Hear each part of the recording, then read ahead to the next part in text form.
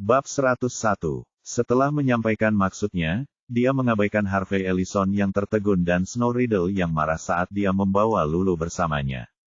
Kali ini, tidak ada yang berani menghentikannya. Bagaimanapun, Harvey Ellison dalam keadaan linglung.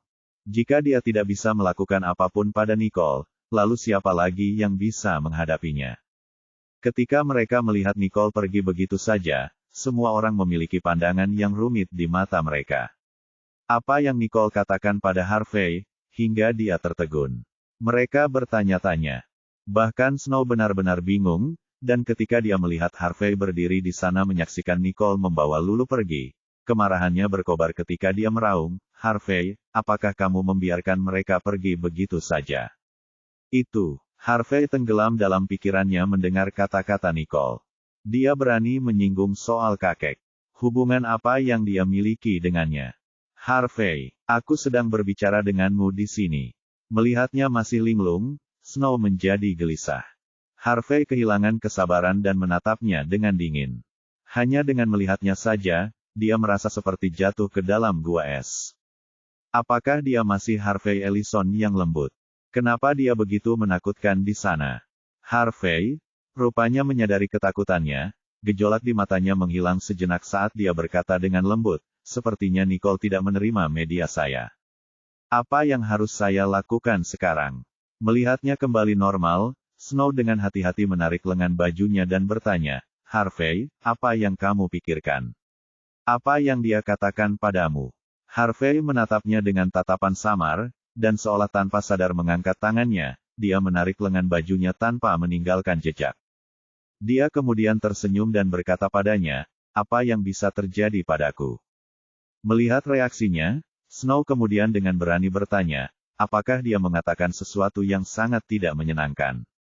Harvey mengulurkan tangannya sambil memainkan kancing manset di tangan kanannya, dengan santai berkata, "Tidak masalah, namun, kita perlu mengukurnya dengan benar, Nicole Wallace. Setidaknya, dia perlu mencari tahu siapa dirinya sebenarnya." Ketika Snow mendengar itu, dia mengira Harvey akan memberi pelajaran pada Nicole. Dia tidak bisa menahan kebahagiaannya, tapi dia berkata tanpa ekspresi yang mengkhianati pikirannya, "Tapi Harvey, kita semua teman sekelas. Melakukan tindakan seperti itu tidak baik, kan?" Harvey melirik wajah bahagia gadis itu.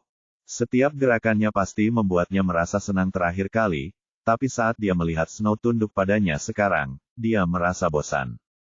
Dia lalu berkata tanpa ekspresi, "Karena dia menolak perlakuan lembut itu, maka dia tidak punya alasan untuk menyalahkan kita." Snow memandangnya dengan heran dan mengangguk, "Ya, Nicole lah yang tidak mengenal dirinya sendiri. Memberinya pelajaran adalah bagian dari kursus."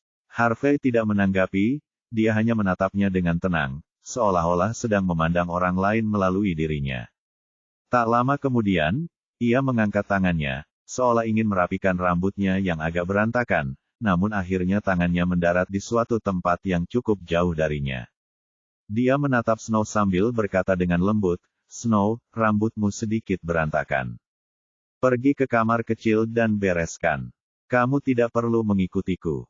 Snow tahu bahwa dia tidak ingin melihatnya tampak acak-acakan, dan dengan cepat mengangguk dan menuju ke kamar mandi. Ketika dia masuk ke kamar mandi, dia melihat dirinya yang sempurna dan tak bernoda di cermin, dan perlahan merasa lega. Sejujurnya, meskipun dia telah bersama Harvey selama 2 tahun, dia sama sekali tidak tahu apa yang ada dalam pikirannya. Dia selalu sabar saat mengoreksi perilakunya, dan juga dengan sabar membantunya dalam studinya, membiarkannya tetap di sisinya. Mereka bahkan kadang-kadang berkencan, dan dia akan menatapnya sampai dia tenggelam dalam pikirannya, namun dia tidak pernah mengizinkannya untuk menyentuhnya.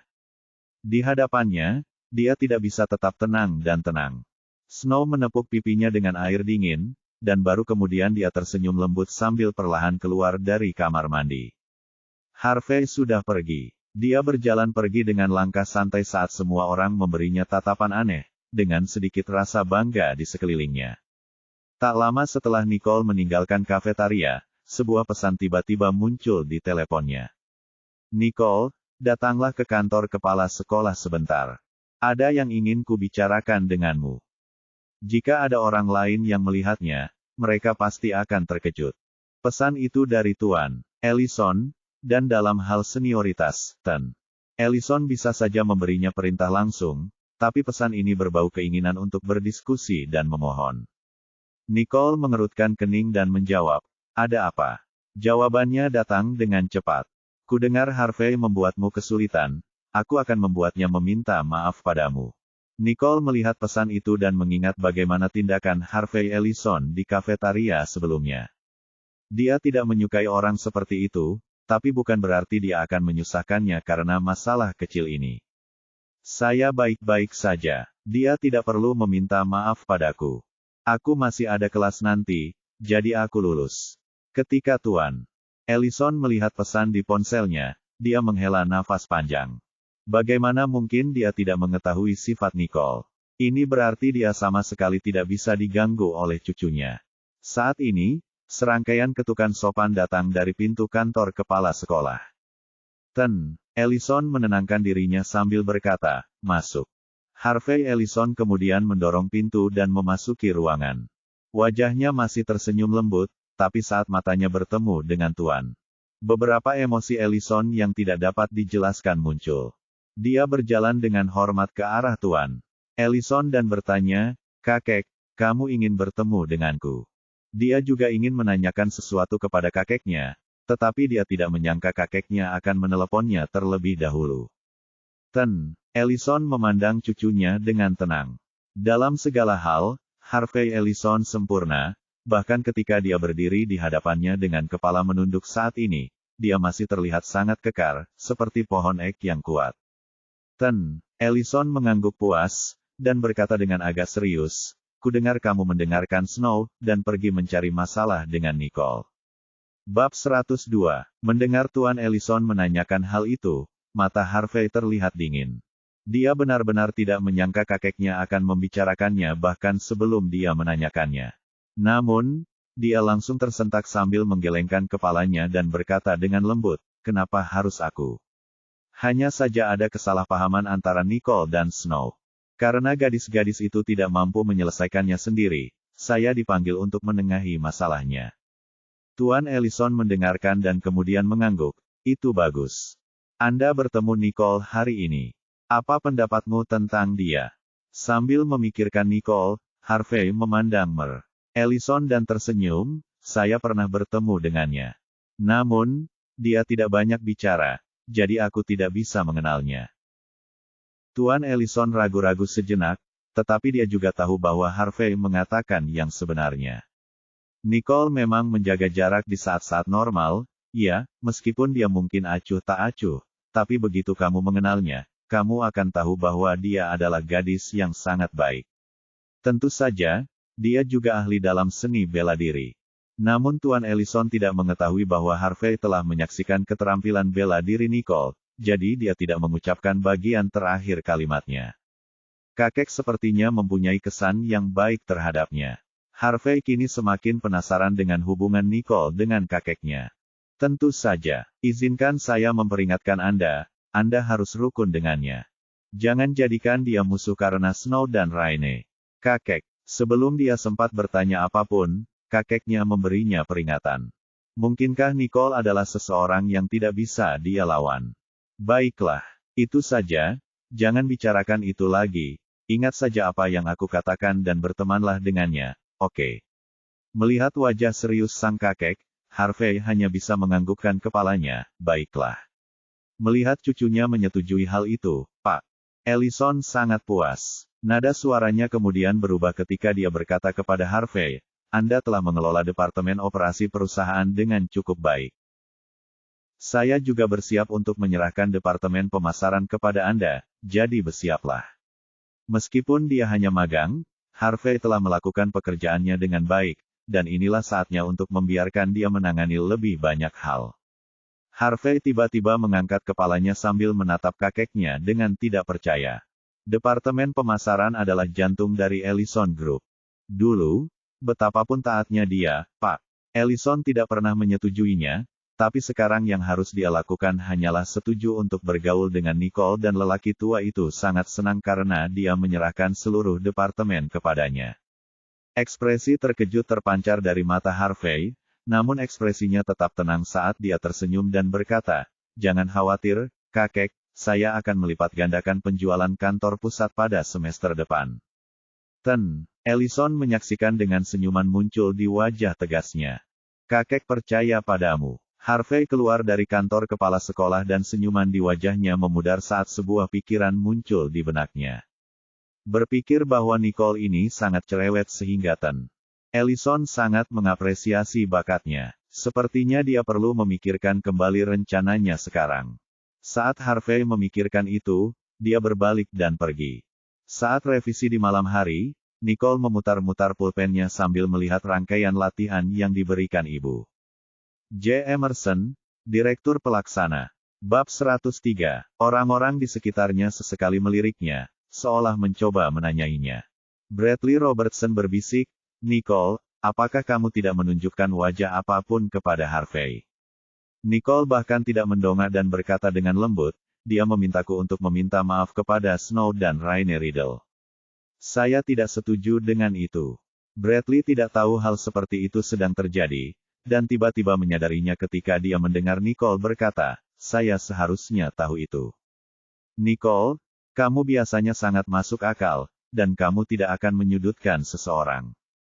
Masalahnya ada pada Harvey Ellison."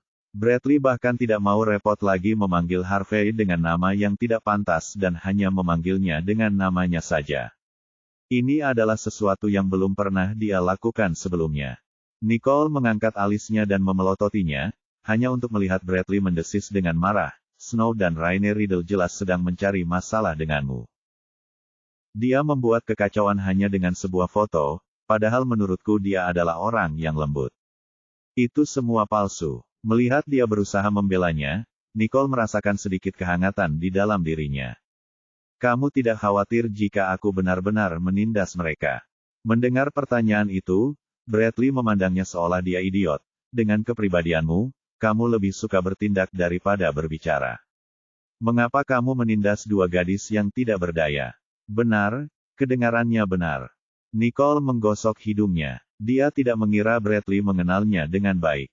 Bradley merasa bahwa ketika Harvey membela Snow, citra Snow benar-benar hancur baginya, dan dia tidak dapat menahan diri untuk tidak bergumam, "Wow, saya sangat buta ketika saya mengira dia sama dengan Lloyd Holder. Lloyd tampan dan baik hati, Harvey tidak seperti itu." Lulu, yang duduk di depan, mendengar diskusi mereka dan mengabaikan guru yang masih mengajar sambil berbalik dan berkata, "Bradley, kamu laki-laki dan kamu menyukai Lloyd." Wajah Bradley sedikit memerah. Pria tampan sejati menarik perhatian pria dan wanita. "Saya mengagumi Lloyd alih-alih menyukainya, dan Anda tidak memahaminya. Sepertinya kamu tidak menyukai Lloyd seperti aku." Lulu memandangnya dengan jijik, "Saya menyukai Lloyd selama 6 tahun, sejak debutnya. Kamu bukan tandinganku." Karena mereka berdua cukup bersemangat, suara mereka pun cukup nyaring. Guru memperhatikan obrolan ringan mereka saat itu dan mendengus, "Lulu, Bradley, apa yang kalian berdua bicarakan? Ingin membaginya dengan kelas?" Lulu menjulurkan lidahnya sementara Bradley dengan cepat menundukkan kepalanya. Mereka berdua tidak menyadari bahwa ketika Nicole mendengar apa yang mereka katakan, tangannya yang memutar-mutar pena berhenti sejenak. Lloyd Holder yang sama-sama mereka cintai memang menjadi kuda hitam di industri hiburan saat ini. Dia memulai debutnya pada usia 16 tahun dan telah menerima penghargaan Golden Horse pada usia 18 tahun dengan filmnya, Breaking Blue. Kini ia sangat populer dan telah memenangkan banyak penghargaan, baik dalam negeri maupun internasional, seorang superstar sejati. Dia mungkin baru berusia 22 tahun, tetapi semua orang di industri ini menghormatinya. Bukan karena akting dan kemampuannya, tapi juga karena karakter dan act-nya. Setiap orang yang berhubungan dengannya memuji pesona Lloyd, dan banyak sutradara memuji dia setelah bekerja dengannya, berharap mereka dapat bekerja dengannya lagi. Dia adalah orang dengan sopan santun, dan karena kebersihannya tidak ada rumor tentang dia sejak debutnya. Setelah bertahan hingga kelas berakhir, Bradley mengemasi tasnya dan berkata, "Nicole, ayo kita pergi bersama." Lulu bilang dia ingin meninggalkan sekolah untuk membeli buku latihan dan pergi dulu. Nicole mengangguk sambil dengan santai mengemasi barang-barangnya. Tiba-tiba, dia mendengar suara di belakangnya. Nicole, aku minta maaf. Seharusnya aku tidak mengatakan apa yang kukatakan padamu hari itu. Bab 104. Nicole berbalik dan memperhatikan bahwa Jack Pearson memandangnya dengan agak cemas, sementara Gary Finlay berdiri tanpa ekspresi di belakangnya. Gary melakukan pekerjaan Jack dengan baik hari ini dan memerintahkan Jack untuk meminta maaf kepada Nicole. Jack pada dasarnya menolak, tapi dia khawatir Nicole akan mengabaikannya begitu saja, jadi dia segera mengucapkan permintaan maafnya sementara Nicole berkemas. Meski Gary tampak tanpa ekspresi, tangannya yang terkepal menunjukkan gejolak di dalam dirinya. Melihat mata gadis itu, Gary berbohong jika mengatakan dia tidak gugup. Nicole memandang keduanya, dan tatapannya akhirnya tertuju pada wajah Jack saat dia tersenyum nakal. Tidak perlu melakukan itu. Setelah mengucapkan kata-kata itu, dia mengambil tasnya dan pergi bersama Bradley Robertson. Membiarkan Jack Pearson berdiri di sana sambil menggaruk-garuk kepala. Dia tidak berani bertanya langsung pada Gary, jadi dia menendang tulang kering Wayne dan bertanya, katakan, apakah Nicole memaafkanku atau tidak? Wayne sudah sedikit kesal ketika Jack menyebut Nicole berdarah dingin tadi, dan segera menatap tajam ke arah yang terakhir ketika dia mendengar itu. Mengapa kamu bertanya padaku? Tanyakan saja pada Nicole. Gary mengerutkan kening. Dia tahu Nicole tidak akan memaafkannya begitu saja. Dia mengambil bukunya dan berkata dengan dingin, ayo pergi. Kita perlu merevisinya. Olimpiade Matematika sudah dekat, dan dia tidak boleh kalah. Dia akan memberitahu Nicole apa yang dia pikirkan setelah menempati posisi pertama. Saat dia sedang sibuk memikirkannya, ponselnya tiba-tiba bergetar.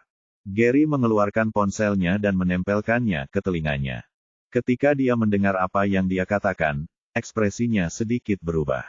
Baiklah, aku akan segera ke sana. Segera setelah itu, dia keluar kelas, meninggalkan Jack dan Wayne yang saling memandang. Nicole dan Bradley dengan santai berjalan menuju asrama dan Bradley terus berbicara tentang Lloyd sementara Nicole mendengarkan, tanpa reaksi di wajahnya. Bradley sangat berwarna sehingga terlihat jelas bahwa dia sangat menyukai Lloyd Holder. Saat ini, siluet agak buram muncul di bawah lampu jalan, seolah-olah itu adalah seseorang yang sedang memeluk dinding dengan erat. Nicole segera menyadarinya dan dengan sadar membimbing Bradley saat mereka tiba-tiba mengambil sudut. Itu adalah ruang terbuka, dan melihat bahwa dia tidak memiliki penutup, orang itu mengertakkan gigi sambil berpura-pura tidak terganggu saat dia mengikuti mereka berdua, bertindak seolah-olah dia sedang menonton. Pemandangan, kilatan dingin melintas di wajah Nicole saat dia tiba-tiba berbalik dan mengagetkan Bradley. Nicole, aduh. Sial. Nicole melesat seperti kilat dan langsung menghilang di depan mata Bradley. Orang yang membuntuti mereka jelas seorang profesional. Dia merasakan ada yang tidak beres ketika Nicole berbalik dan segera lari. Dan dia sepertinya sudah menguasai tata letak Royal Creek Institute. Dengan beberapa putaran dia menghilang ke dalam kegelapan.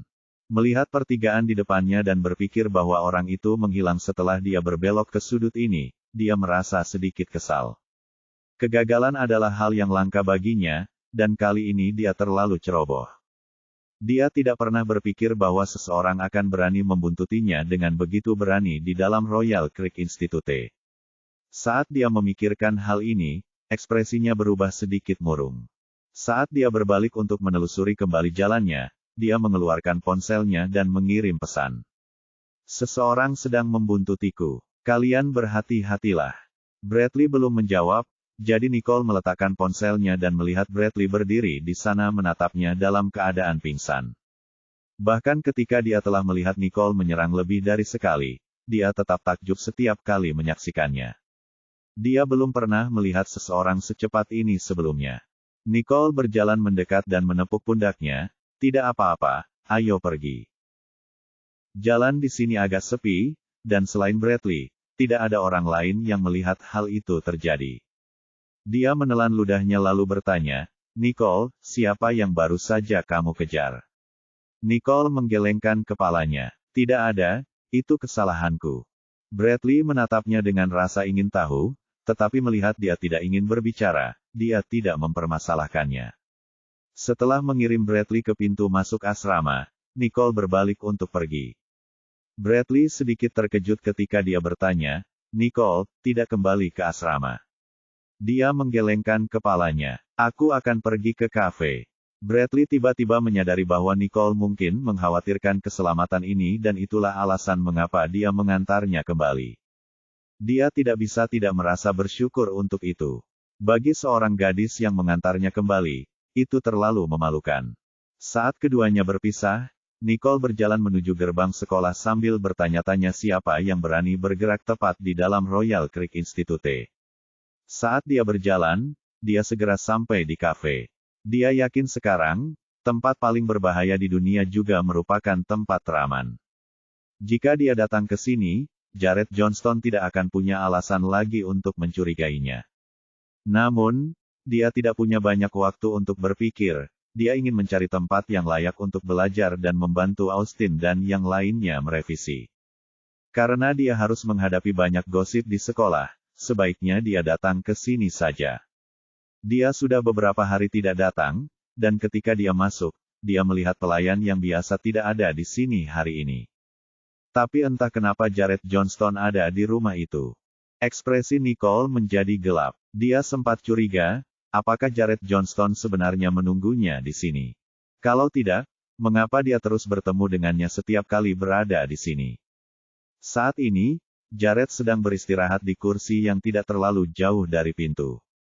Saat dia melihatnya masuk, matanya berbinar saat dia segera melambai padanya.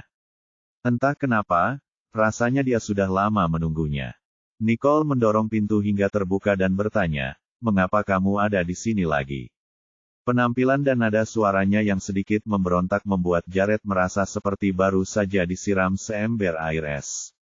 Dia telah menunggunya selama berhari-hari, dan dia merasa jijik melihatnya.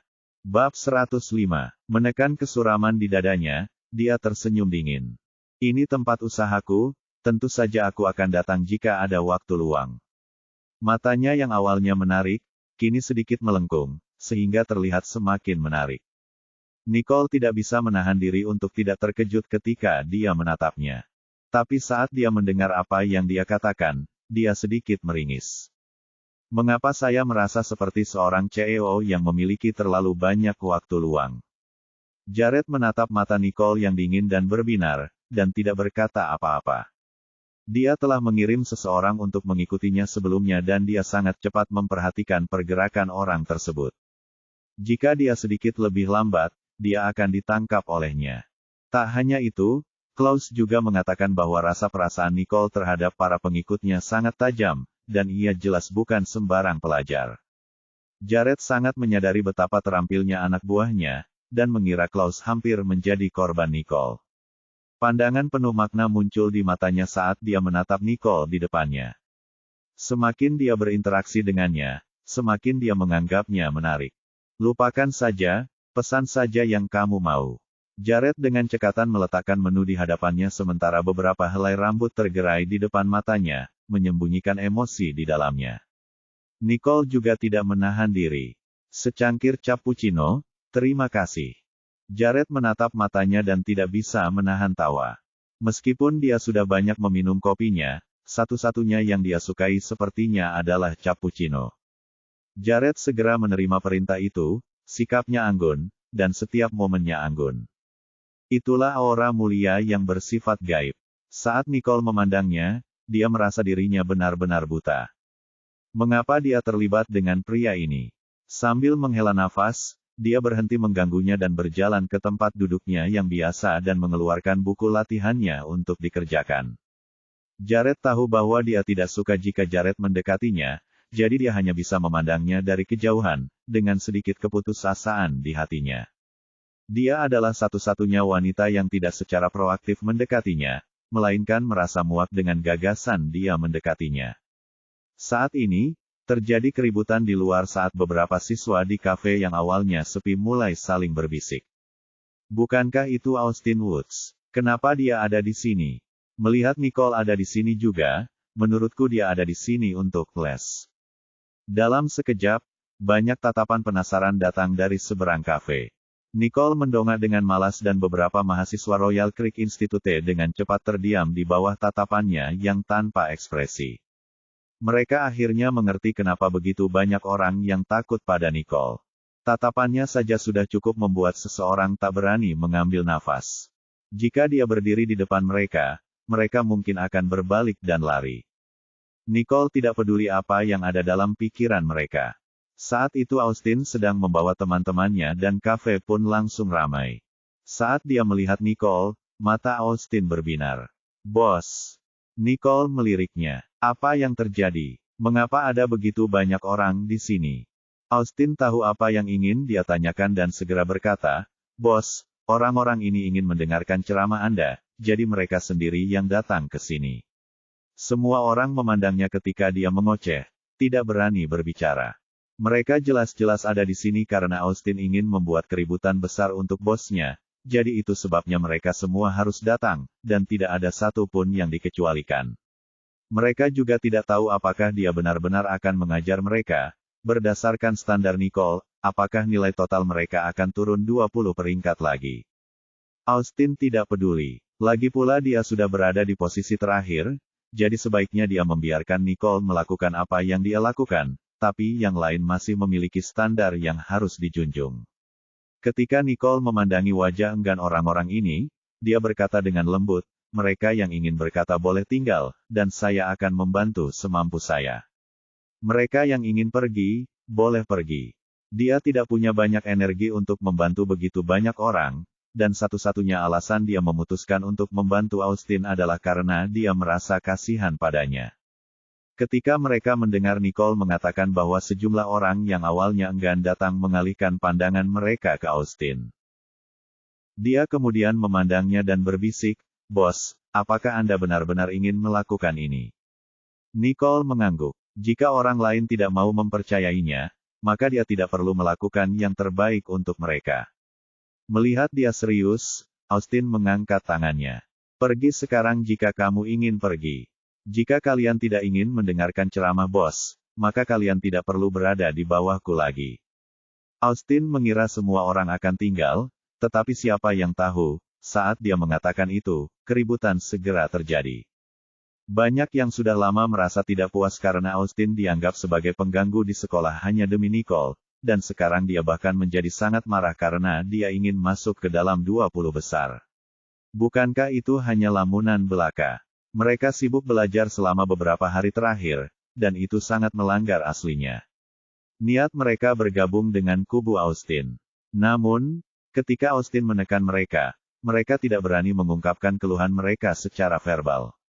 Saat ini, Austin sendiri sebenarnya mengatakan bahwa mereka boleh pergi jika tidak mau mendengarkannya. Banyak yang saling memandang dan berbalik untuk pergi. Omong kosong. Mereka tidak menginginkan bos seperti Nicole yang bukan siapa-siapa. Nilainya buruk, jadi siapa yang mau mendengarkannya? Austin juga bodoh, karena dia benar-benar menuruti wanita ini. Mereka berdua bisa menjadi gila untuk semua yang mereka pedulikan, dan mereka tidak ingin menjadi bagian darinya.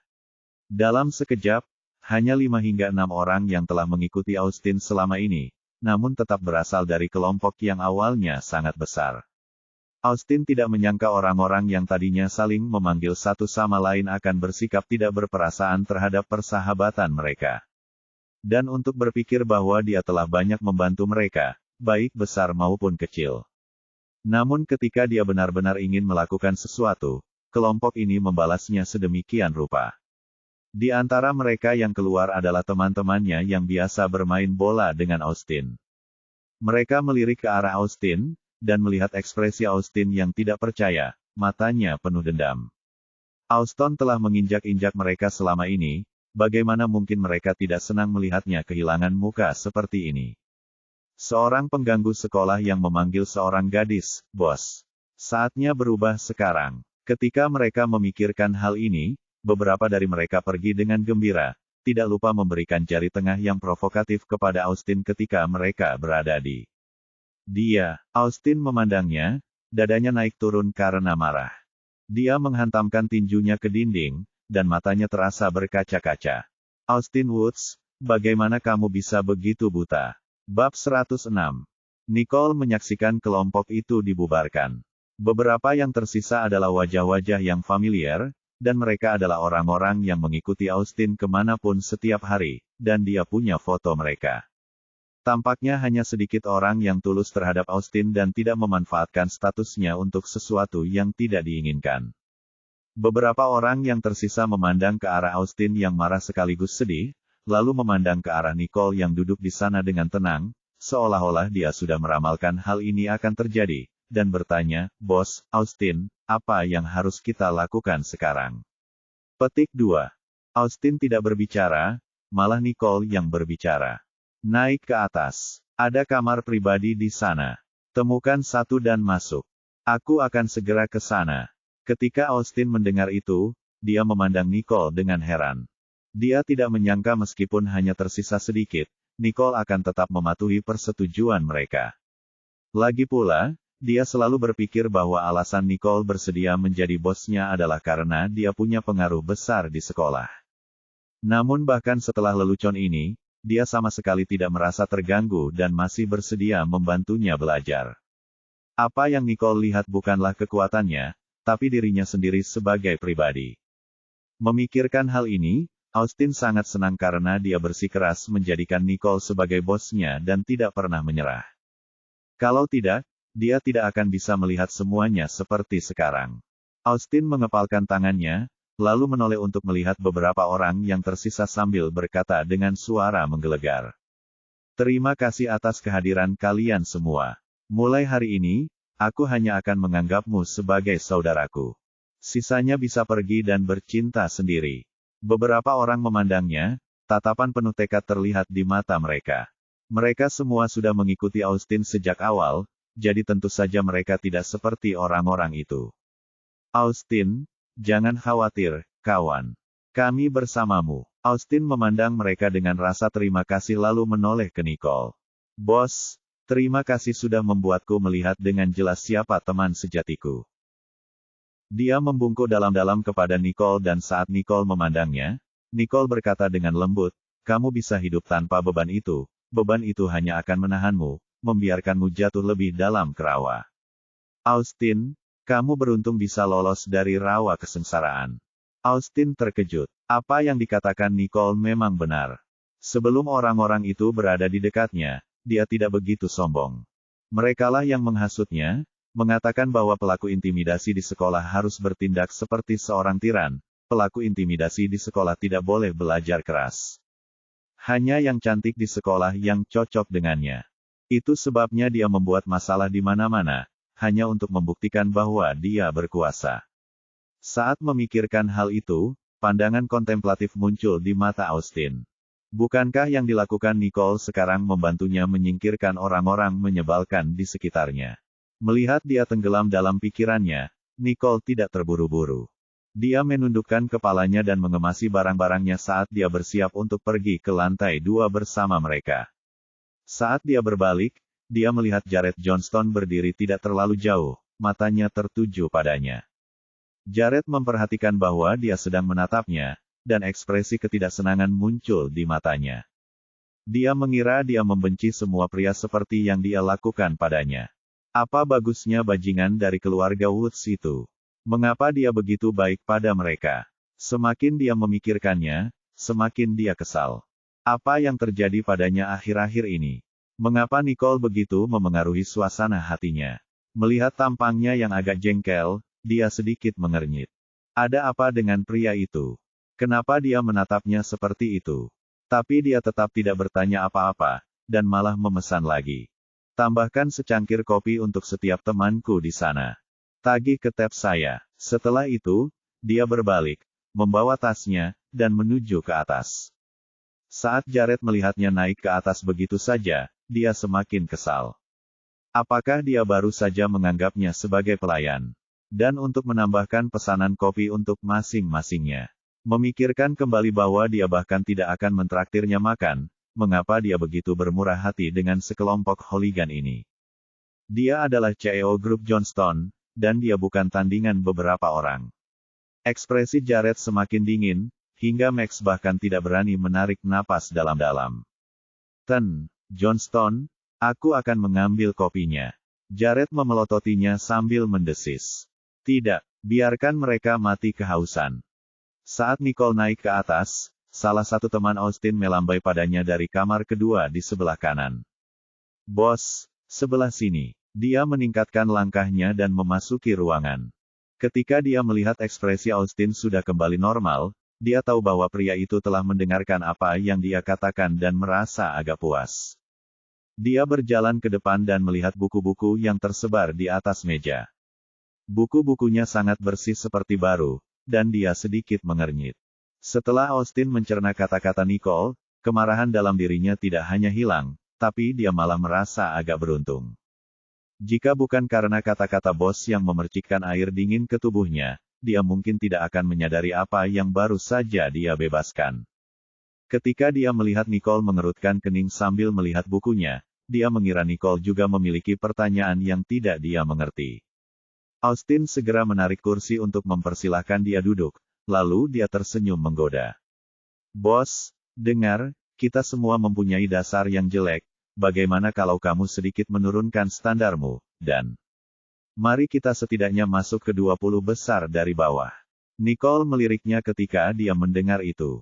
Meski tatapannya samar, Austin segera mengerti maksudnya dan berkata dengan getir, baiklah, lupakan aku mengatakan itu. Saat itulah Nicole menarik kembali pandangannya. Dia mengambil buku pelajaran mereka dan dengan cepat membaliknya.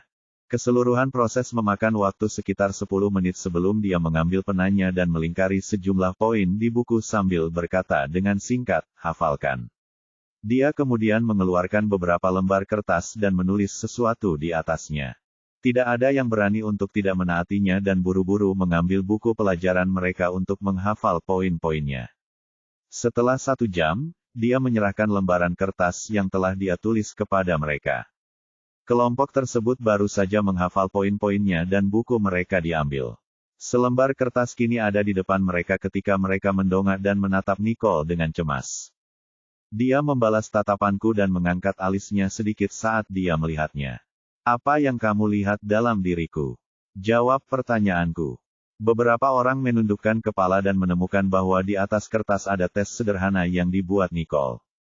Soal-soal di kertas itu semuanya berkaitan dengan poin-poin yang harus mereka hafal sebelumnya. Orang-orang ini biasanya tidak banyak belajar dan jarang melihat masalah yang bisa mereka selesaikan. Jadi, mata mereka langsung berbinar saat mulai menjawab pertanyaan tersebut. Saat mereka menulis, mereka takjub. Tulisan tangan bos indah sekali. Tulisan tangan Nicole berbeda dengan mereka, terlihat sangat tenang dan bergaya, sehingga sangat nyaman untuk dilihat. Nicole memperhatikan saat mereka menjawab pertanyaan itu, dan sekitar setengah jam kemudian, dia mengambil kertas untuk menandainya. Beberapa dari mereka memandangnya dengan percaya diri dan merasa cukup yakin dengan hasil mereka. Nicole memandang mereka dan berkata, apakah menurutmu kamu melakukannya dengan baik? Bab 107 suaranya tenang, tapi entah bagaimana membuat mereka merasa badai akan datang. Beberapa orang saling memandang dan salah satu dari mereka mengumpulkan keberaniannya sambil berkata, Bos, saya kira begitu. Cukup bagus. Di bawah tatapan Nicole, dia menelan kembali bagian terakhir kalimatnya dengan tenang. Nicole tersenyum tipis.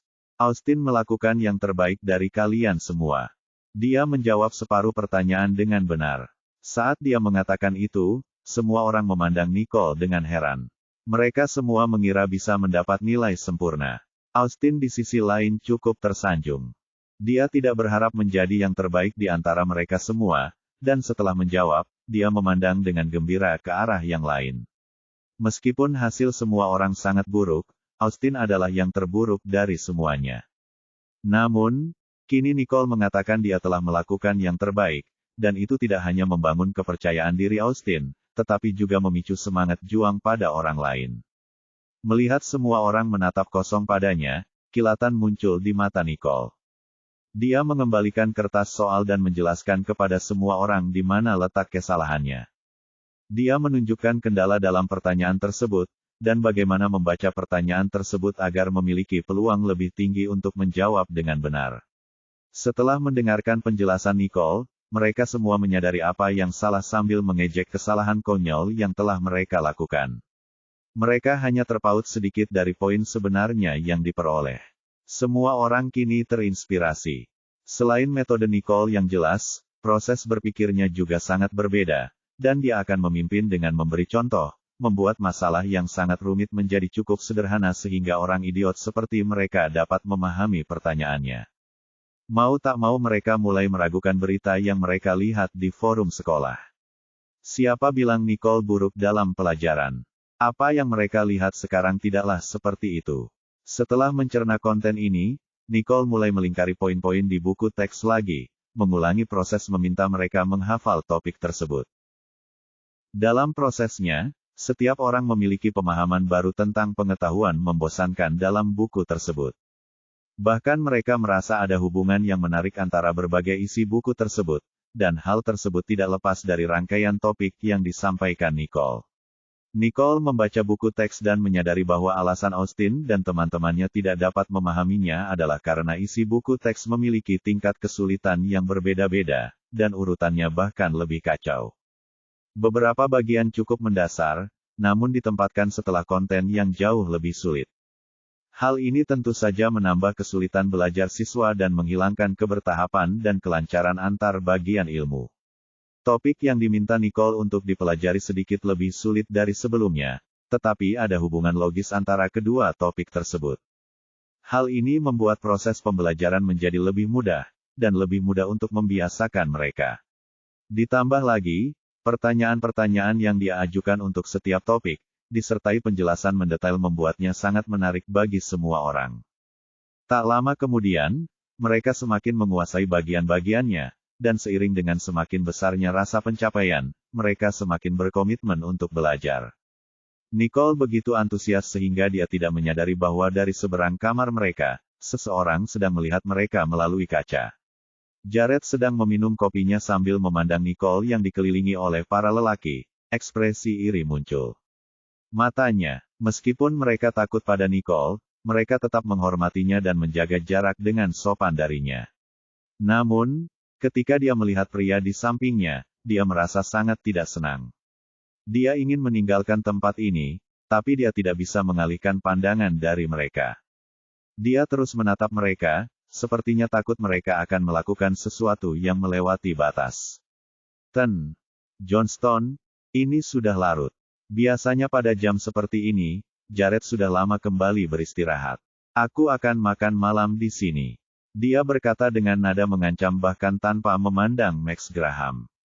Hah, Max terkejut. Apakah ada masalah? Tidak. Max tidak berani berkata lebih banyak dan bergegas turun untuk menyiapkan makanan barat.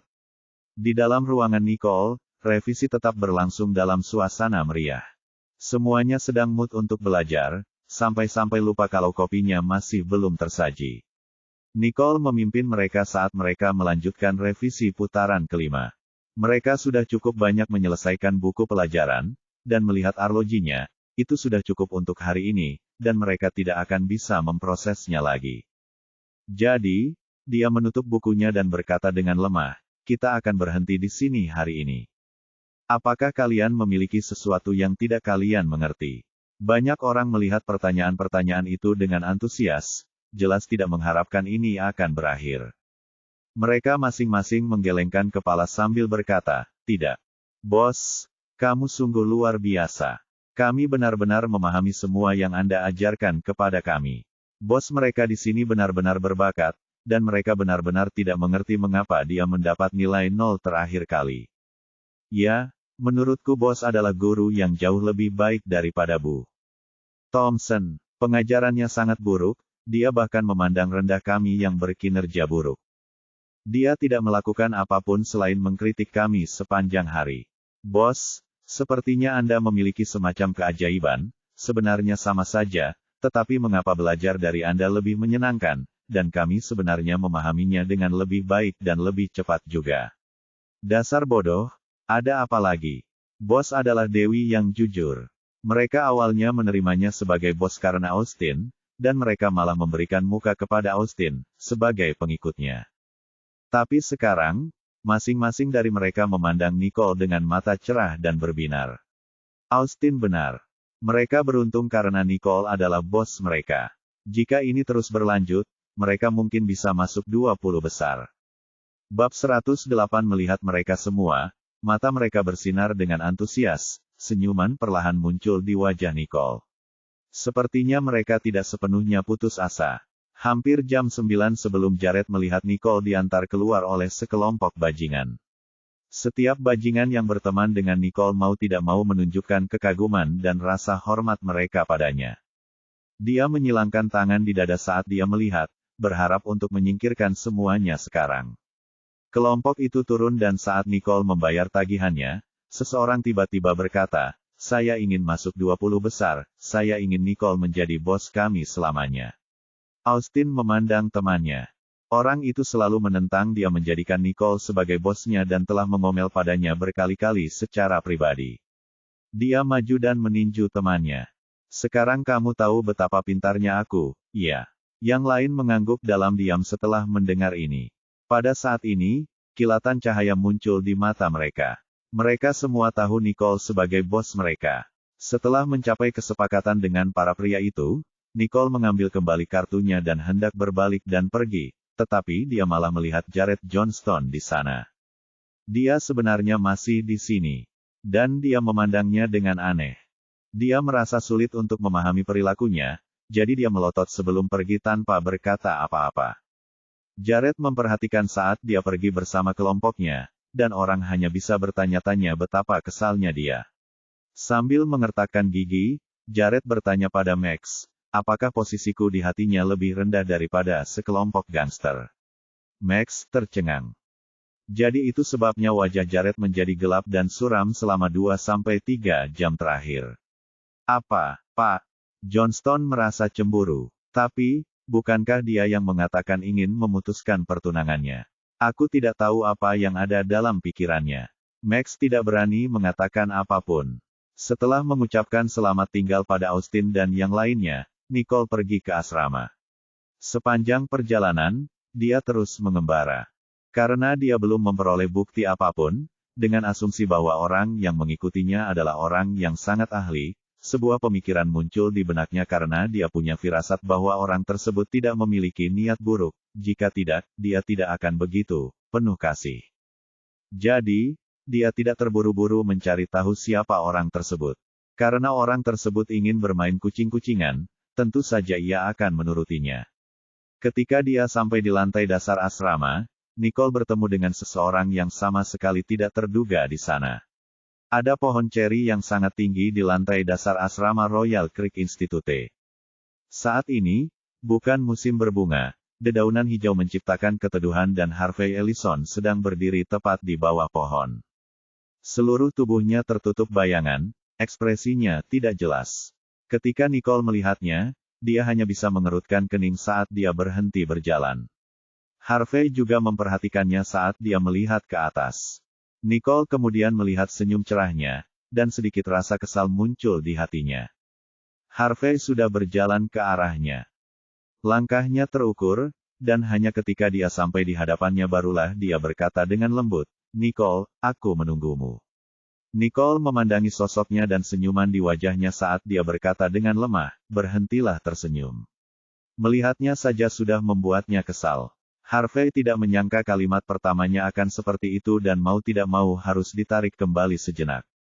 Sedikit kesuraman muncul di matanya. "Kenapa kamu selalu terlihat membenciku?" Banyak tatapan, baik terang-terangan maupun sembunyi-sembunyi, melihat ke arah saat banyak yang mengeluarkan ponsel mereka dan mulai memotretnya. Harus dikatakan bahwa Nicole dan Harvey terlihat sangat serasi. Yang satu dingin, yang lain hangat, dan sepertinya berada dalam harmoni yang tak bisa dijelaskan. Banyak yang bergosip tentang mereka dengan berbisik-bisik dan semua gadis memandang Nicole dengan kebencian dan iri hati. Kenapa Nicole mendapat perhatian dari banyak cowok keren di kampus? Kalau itu Snow dan Rainy Riddle, biarlah, tapi orang yang berbicara begitu lembut padanya adalah Harvey Ellison. Mereka sudah muak dengan Snow saja, dan sekarang Nicole muncul. Dia bukan siapa-siapa, jadi apa haknya untuk memenangkan mata biru Harvey? Hanya karena wajahnya yang cantik. Nicole memperhatikan tatapan mengancam saat dia dengan dingin menatap Harvey di hadapannya. Bisakah kamu mengetahui apakah aku membencimu atau tidak? Apa yang kamu inginkan? Dia bisa dengan jelas merasakan bahwa pria itu mengganggunya bukan karena masalah Snow dan Raine Riddle, tapi ada hal lain yang belum dia sadari. Setelah melihat Nicole menunjukkan beberapa emosi padanya, dan tidak lagi bersikap seolah dia tidak bisa melihatnya, Harvey menatap matanya yang cerah ketika dia merasakan gelombang kegembiraan yang luar biasa dalam dirinya, sedemikian rupa hingga detak jantungnya menjadi liar. Dia kemudian menatap Nicole dan tersenyum tulus dan langka.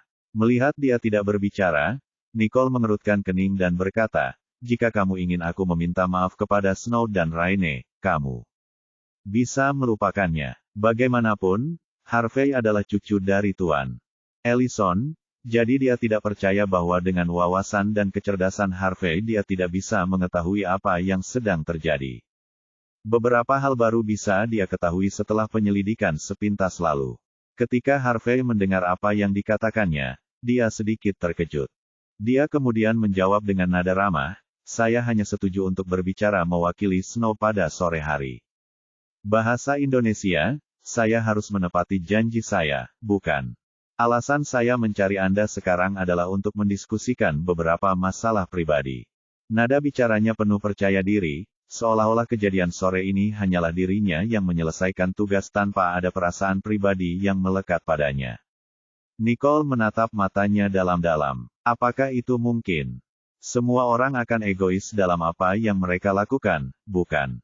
Masalah pribadi apa? Harvey memandangnya dengan waspada dan sedikit kegembiraan muncul di matanya. Itu saja, dia seharusnya menunjukkan lebih banyak emosi padanya. Dia tersenyum lembut, matanya seperti laut biru, memikat orang seperti nyanyian sirene untuk tenggelam ke dalamnya. Ini masalah pribadi yang sangat sederhana. Harvey menatap mata Nicole dalam-dalam saat dia perlahan membungkuk dan dengan anggun mengulurkan tangannya padanya. "Nicole, maukah kamu menjadi pacarku?" Bab 109 suaranya rendah, tapi terdengar seperti guntur. Dia tidak terlalu merendahkan suaranya, jadi semua orang mendengarnya dengan keras dan jelas. Dan sesaat, keributan terjadi. Apakah aku mendengarnya dengan benar? Kudengar Harvey menginginkan Nicole sebagai pacarnya. Aku juga mendengarnya. Apa yang telah terjadi? Lalu bagaimana dengan Snow Riddle? Kalau tidak salah, Harvey tidak pernah mengakui Snow Riddle sebagai pacarnya, kan? Kalau begitu, Snow lah yang menjadikan dirinya pacar Harvey. Wah, pedas sekali, tepat ditampar mukanya. Tidak ada yang akan memarahi Nicole di sini. Dialah yang mengajukan banding kepada Harvey. Nicole mengabaikan suara-suara itu ketika dia menatap Harvey Ellison yang berdiri di depannya. Kalau tidak salah, ini pertemuan kita yang ketiga, kan? Harvey sepertinya tahu apa yang akan dikatakan Nicole, dan tangannya yang terulur tetap di sana sambil tersenyum dan berkata dengan lembut, "Kita selalu bisa membina hubungan kita secara perlahan." Dengan kata lain, meski dia tidak punya perasaan padanya, dia tetap bisa memintanya menjadi pacarnya hanya karena sesuatu. Dia adalah tipe orang yang akan melakukan apa saja untuk mencapai tujuannya. Tatapan Nicole terhadap Harvey berubah menjadi lebih dingin ketika lapisan es perlahan muncul di matanya. Dia benar-benar tidak menyangka akan menemukan pria baik seperti Tuan Ellison. Pasti punya cucu yang suka bermain. Pergilah. Jika dia tidak pergi sekarang, dia akan memukulnya. Ketika Harvey mendengar kata-katanya, senyuman anggun di wajahnya membeku. Dia menatap Nicole dengan tidak percaya, sepertinya tidak mengerti apa yang dikatakan Nicole saat dia bertanya dengan nada bingung, "Apa katamu?" Melihat dia masih belum pergi, Nicole tidak repot-repot bertukar kata dengannya saat dia mengayunkan tinjunya ke arahnya. Keterampilan bertahannya tidak boleh diremehkan dan Harvey telah melihat latihannya sebelumnya, jadi dia tahu betapa kuatnya pukulannya. Dia segera menghindar ke belakang, tubuhnya membungkuk ke belakang saat dia menghindari pukulan itu. Dia memandangnya dengan cemas. "Nicole, apa maksudnya ini?" Semua orang tercengang melihat kejadian tak terduga ini. Mereka tidak pernah menyangka Nicole akan menolak Harvey. Menolaknya, Nicole sepertinya ingin mengalahkannya juga. Andai saja Harvey tidak pernah belajar taekwondo sebelumnya, pukulan telak itu pasti akan menimpa Harvey. Melihat Harvey menghindar, Nicole tidak melanjutkan serangannya saat dia menatap dingin dan memperingatkannya. Jangan pernah muncul di hadapanku lagi. Mengatakan ini, dia berbalik menuju tangga asrama. Semua orang menatapnya dengan kaget, dan tidak ada yang berani mengucapkan sepatah kata pun. Dia dingin dan berkuasa. Tidak ada yang bisa menghentikannya. Harvey juga menatapnya dengan bingung, pikirannya kini berubah. Tatapan sebelumnya telah menembus jantungnya, menyebabkan dia merasa mati rasa seperti sengatan listrik. Dia menutupi wajahnya dan benar-benar mulai terkikik. Menarik. Tidak ada seorang pun yang pernah membuatnya bertindak seperti ini sebelumnya. Nicole ini, dia benar-benar membuatnya gila. Dan semua orang yang memandangnya bahkan lebih tercengang. Harvey Ellison hampir menerima pukulannya, namun bukan saja dia tidak marah, dia malah tertawa. Mereka dapat dengan jelas merasakan bahwa tawa ini tidak sama dengan senyuman dangkal yang biasa dia keluarkan. Dia memiliki perasaan gembira yang kental, seolah-olah dia telah menemukan sesuatu yang membuatnya sangat bahagia. Harvey memandang ke arah kerumunan dan kegembiraan dalam suaranya tidak memudar saat dia berkata dengan lembut, "Maaf atas kejadian memalukan tadi." Setelah itu, dia perlahan menghaluskan kerutan di bajunya sambil pergi dengan langkah cepat. Banyak yang hanya berdiri di sana karena mereka belum pernah melihat Harvey Ellison bertingkah seperti itu sebelumnya. Dia selalu bersikap lembut dan sopan, dia selalu terukur dan tidak akan tertawa terbahak-bahak seperti ini. Segera, seseorang memposting rekaman itu ke forum sekolah, dan seluruh bagian komentar langsung berubah bentuk. Apa-apaan? Apa yang terjadi? Jadi, Harvey mengaku pada Nicole. Ini, sepertinya dia memainkan permainan berani dan kalah. Tidakkah kamu lihat betapa bingungnya Nicole sampai dia ingin memukul Harvey? Nicole Wallace ini sungguh menyebalkan. Harvey dan Snow adalah suatu hal, bukan? Apa yang dia lakukan di sana, merayu Harvey. Ketika Norah melihat postingan aneh ini, dia sangat iri. Jared Johnston masih tergila-gila dengan Nicole, Harvey juga baru saja kembali hari ini, dan dia mengaku padanya malam itu juga. Saat dia melihat Nicole kembali menjadi sorotan, dia sangat marah. Dia membuang muka dan segera meneruskan postingan tersebut ke Snow. Nicole, kamu mencari masalah lagi, jadi tunggu saja, kamu akan segera ditangani. Dia akan mundur dan menunggu rampasannya. Setelah Snow Riddle selesai dengan Nicole, dia akan bisa mendapatkan Jared Johnston untuk dirinya sendiri.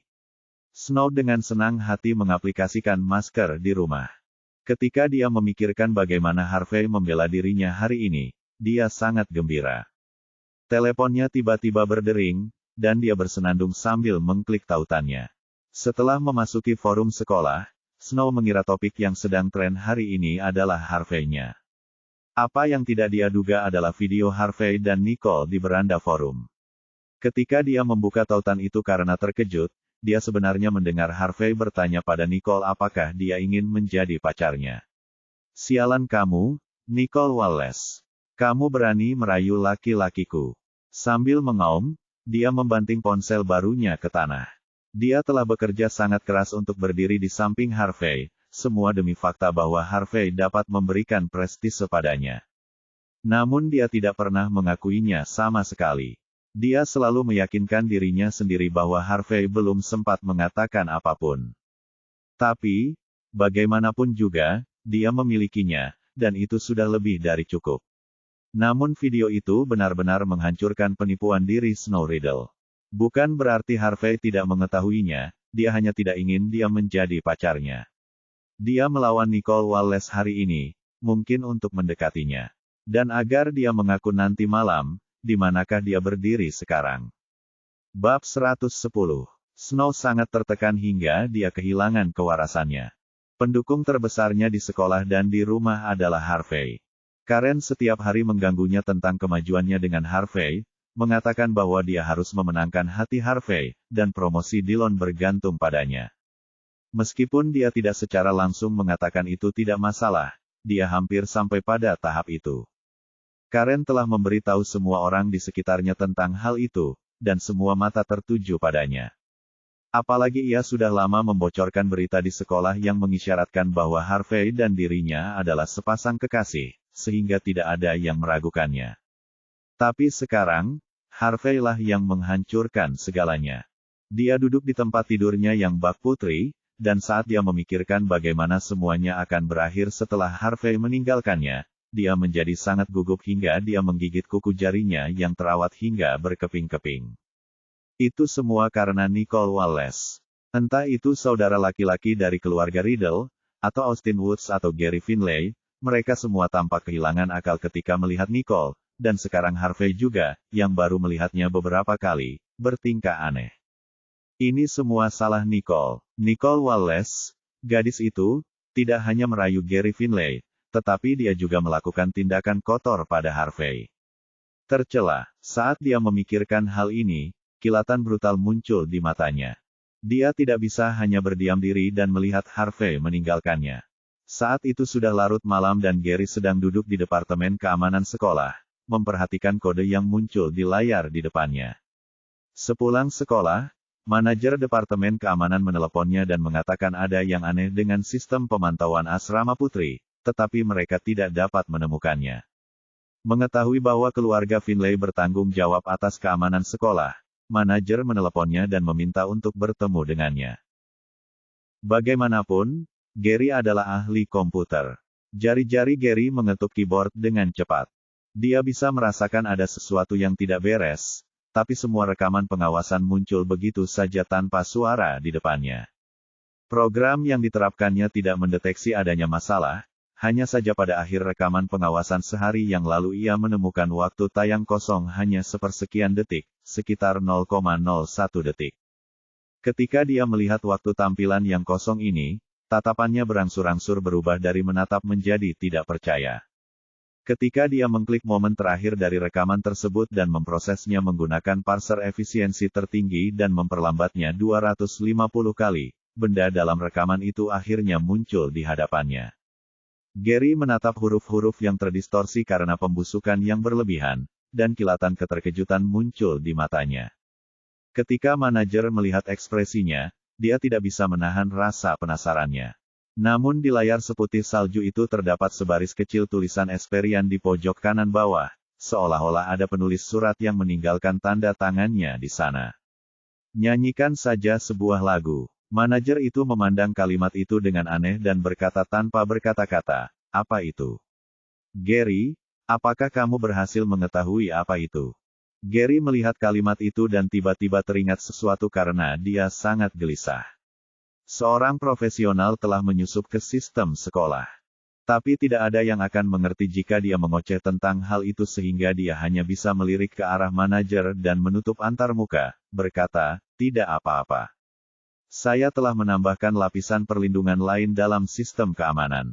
Jika seseorang mencoba menerobos masuk, saya akan dapat memantaunya dari pihak saya. Jangan khawatir." Manajer itu mengangguk kebingungan dan kemudian bereaksi ketika dia melihat siluet Gary yang pergi dan berteriak, "Hei, Pang. Kamu belum memberitahuku apakah kamu menemukan sesuatu atau tidak." Gary bahkan tidak menoleh ke belakang tetapi melambaikan tangannya ke arah manajer dari kejauhan.